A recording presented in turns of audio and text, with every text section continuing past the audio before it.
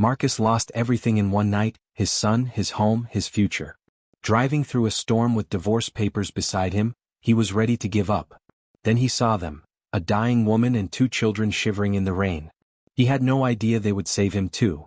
Before watching full story, comment below from where you watching. Also like and subscribe for more stories. The rain hammered against the windshield as Marcus drove through the darkest part of town. His hands gripped the steering wheel tightly, knuckles white with tension. The divorce papers lay crumpled on the passenger seat beside him, still damp from his tears. "You're nothing but a failure, Marcus," his ex-wife Sarah's words echoed in his mind. "You can't even provide for your own son properly. Maybe James is better off without you." The custody battle had been brutal. Sarah had taken everything: the house, the car, most of his savings, and worst of all, his 8-year-old son James. The judge had granted her full custody, leaving Marcus with only supervised visits twice a month. As he drove aimlessly through the storm, Marcus felt like his world had collapsed. He had worked double shifts at the construction site for years, trying to build a better life for his family. But it was never enough. Sarah wanted luxury, wanted status, wanted things Marcus couldn't provide on a worker's salary. The storm grew worse, and through the rain, Marcus saw something that made him slam on his brakes. On the sidewalk, huddled under a broken bus stop, was a woman with 2 small children. They were soaked to the bone, shivering in the cold night air. Marcus sat in his truck for a moment, watching them. The woman looked sick, her face pale and drawn.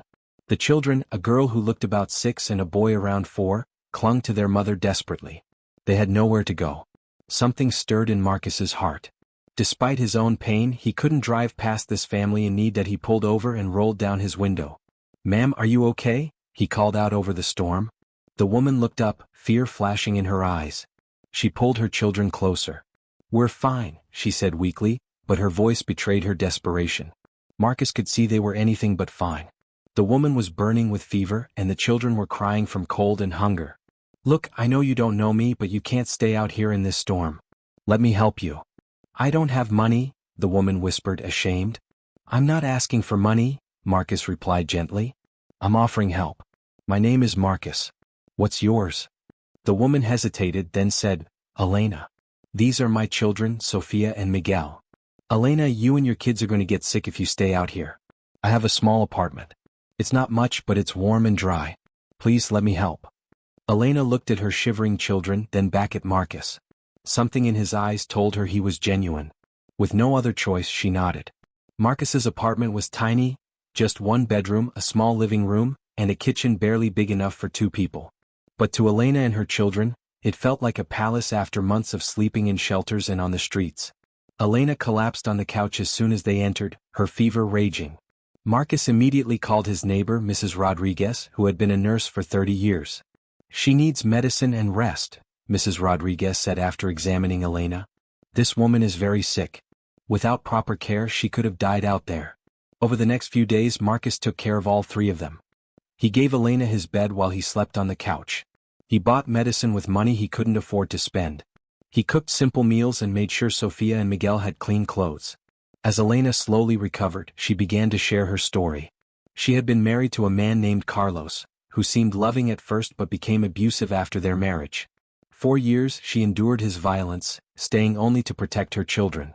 One night he hit Sophia, Elena said, tears streaming down her face. She was only 5 years old and he hit her because she spilled juice on his shirt. "That's when I knew we had to leave." Elena had taken her children and fled in the middle of the night with nothing but the clothes on their backs.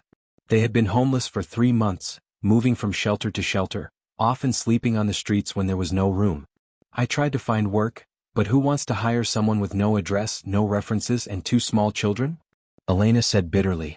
"The system is designed to keep people like us down." Marcus listened to her story with growing anger, not at Elena, but at the circumstances that had brought her to this point. Here was a woman who had shown incredible courage to protect her children, yet society had failed her at every turn. As the weeks passed, something beautiful began to happen. Elena grew stronger and her children began to trust Marcus. Sophia, shy at first, started showing him her drawings. Miguel, who barely spoke when they first arrived, began following Marcus around the apartment like a shadow. Marcus found himself looking forward to coming home from work. Instead of returning to an empty apartment filled with loneliness, he came home to Elena's warm smile, Sophia's excited chatter about her day, and Miguel's proud displays of the new words he had learned. Elena insisted on contributing however she could. She cleaned the apartment until it sparkled, cooked delicious meals with whatever ingredients Marcus brought home, and mended his work clothes with skill born from necessity.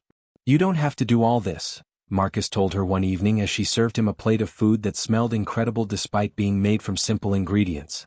"You saved our lives," Elena replied. "This is the least I can do." But Marcus knew it was more than gratitude. They were becoming a family in ways that felt more real than his marriage to Sarah ever had. The children brought joy back into Marcus's life.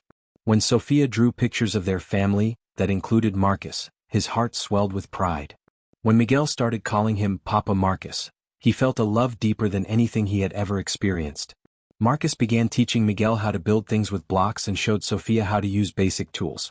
Elena watched these interactions with tears in her eyes, seeing her children experience the kind of fatherly love they had never known with their biological father. For 3 months, their unconventional family lived in peace. Marcus had found Elena a job cleaning offices at night, allowing her to work while the children slept. They were saving money slowly, planning for Elena to eventually get her own place, though none of them really wanted that day to come. But their happiness was shattered one cold February morning. Marcus was getting ready for work when someone pounded violently on the door. Elena went pale, recognizing the aggressive knocking immediately. "It's Carlos," she whispered, panic in her voice. "He found us." The pounding continued, followed by Carlos's voice, slurred with alcohol. "Elena, I know you're in there. Open this door right now." Sophia and Miguel ran to Elena, crying and shaking. They remembered their father's violence all too well. Marcus felt rage build in his chest. He had seen what Carlos's abuse had done to this family, and he wasn't going to let it continue. "Take the kids to the bedroom and lock the door," he told Elena quietly. "Call the police." "Marcus, no," Elena pleaded. "He's dangerous. He has a temper, and when he drinks." "I'm not going to let him hurt you or the children," Marcus said firmly. The pounding grew more violent. Carlos was shouting now, threatening to break down the door, using language that made Elena cringe. Marcus opened the door, his full 6-foot frame filling the doorway. Carlos stood there, drunk and disheveled, his face twisted with rage. "Where is she?" Carlos demanded, trying to push past Marcus. Marcus didn't budge. "She's not here." "Don't lie to me. I tracked her down. Some neighbor told me she was living here with some guy."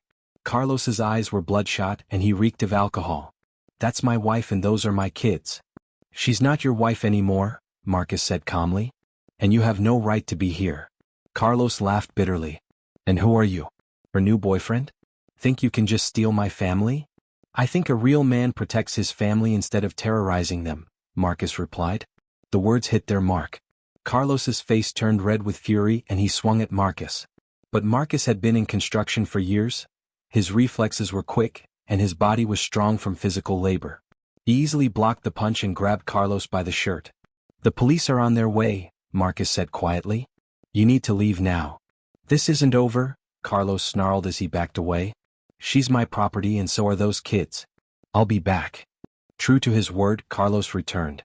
Sometimes he would wait outside the apartment building watching. Other times he would follow Elena to work. He made threatening phone calls and sent frightening text messages. The police couldn't do much. Carlos was careful never to actually assault anyone or make direct threats they could prove. He stayed just within the boundaries of the law while making Elena's life a nightmare. Elena became afraid to leave the apartment. The children had nightmares. The happy family they had built was crumbling under the constant threat of Carlos's presence. The situation reached its breaking point on a rainy Thursday evening in March. Marcus was working late and Elena was at her cleaning job. Sophia and Miguel were staying with Mrs. Rodriguez, who had become like a grandmother to them. Carlos had been watching, waiting for exactly this opportunity. Mrs. Rodriguez later told police that Carlos had knocked on her door, claiming to be Elena's husband coming to pick up his children. When she refused to let him in, he became violent, pushing past her and grabbing Sophia and Miguel. The children screamed and fought, but Carlos was too strong. He dragged them toward his car as Mrs. Rodriguez called 911. By the time Marcus arrived, Carlos was gone with the children. Elena collapsed when she heard the news. "He took them," she sobbed. "He took my babies." The police launched a search, but Carlos seemed to have vanished. Hours passed with no word, no sign of where he might have taken Sophia and Miguel. Marcus had never felt helpless like this before.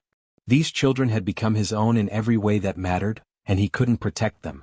But as the night wore on, Marcus's despair transformed into determination. He knew Carlos better than the police did. He knew the man's habits, his weaknesses, his haunts. "I'm going to find them," he told Elena. "Marcus, it's too dangerous. What if he hurts you? What if he hurts them?" Marcus replied, "I can't sit here doing nothing while Sofia and Miguel are scared and alone with that monster."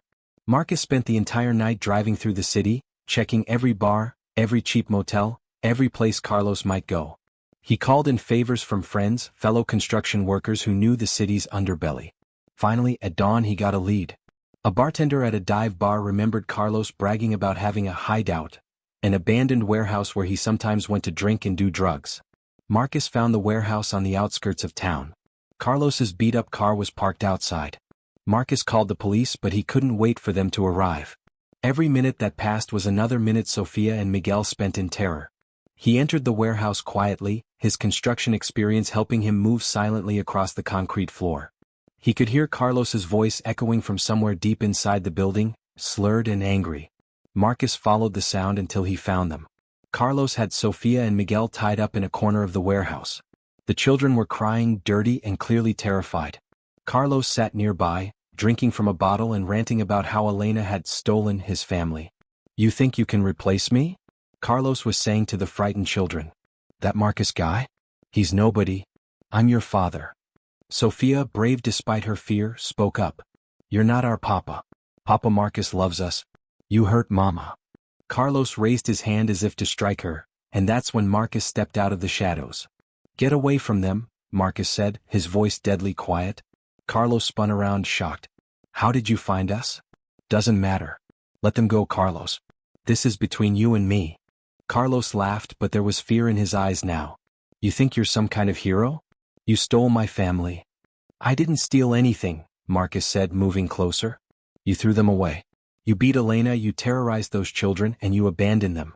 A real father protects his children. He doesn't use them as weapons. They're mine." Carlos screamed, pulling out a knife. Marcus's heart pounded, but he forced himself to stay calm.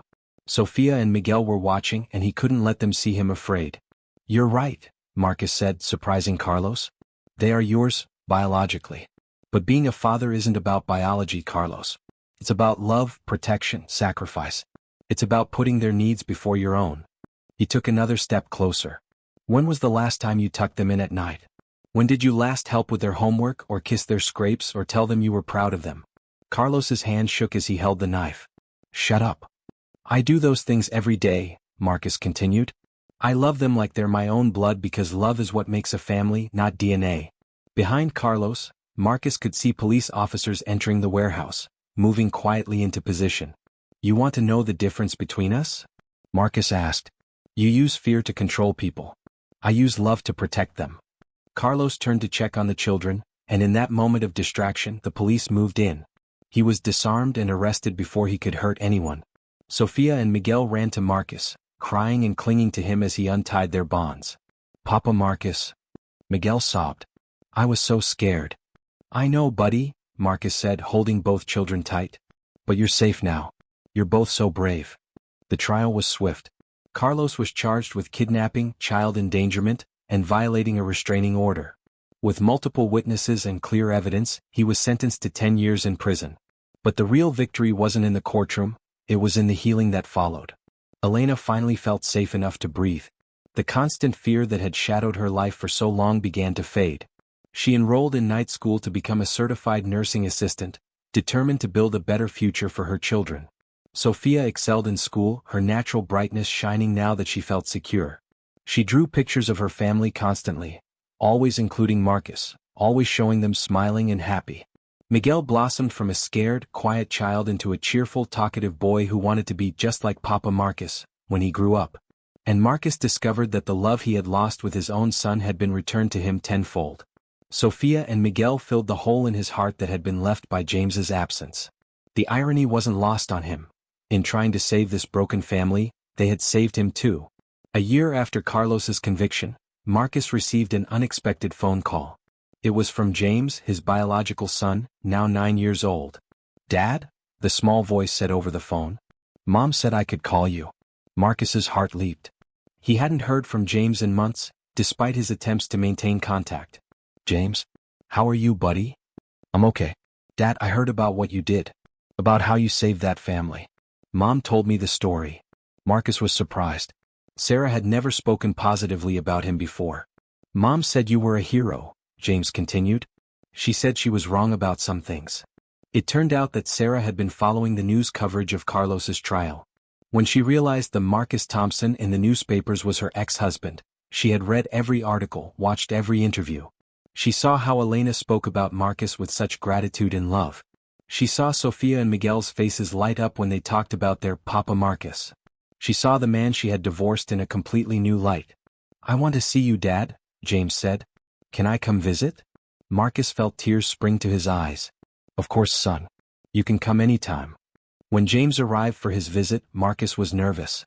How would his biological son react to the family Marcus had built? Would James feel replaced or jealous? But children are often wiser than adults give them credit for. James immediately connected with Sophia and Miguel, and they welcomed him like the big brother they had never had. Elena treated James with the same warmth she showed her own children, making his favorite foods and ensuring he felt completely at home. "Dad," James said on his last night of the visit, "I like your new family." "They're not my new family," Marcus replied. "You're my son, James. Nothing changes that." "I know," James said. "But they make you happy. I can see it." James was right. Marcus was happy in a way he had never been before. This wasn't the life he had planned, but it was better than anything he could have imagined. "Can I come back soon?" James asked.